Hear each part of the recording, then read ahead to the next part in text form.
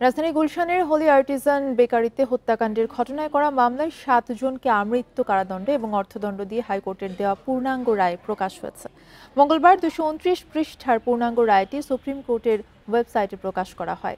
এ মামলায় বিচারিক আদালতের ৬ বছর আগে দেওয়া রায়ে ৭ আসামিকে মৃত্যুদণ্ডাদেশ দেওয়া হয়েছিল। আমৃত্যু কারাদণ্ডপ্রাপ্ত ৭ আসামি হলেন রাকিবুল হাসান, জাহাঙ্গীর হোসেন, আসলাম হোসেন, হাদিসুর রহমান, আব্দুস সবুর খান, মামুনুর রশিদ ও শরীফুল ইসলাম খালেদ।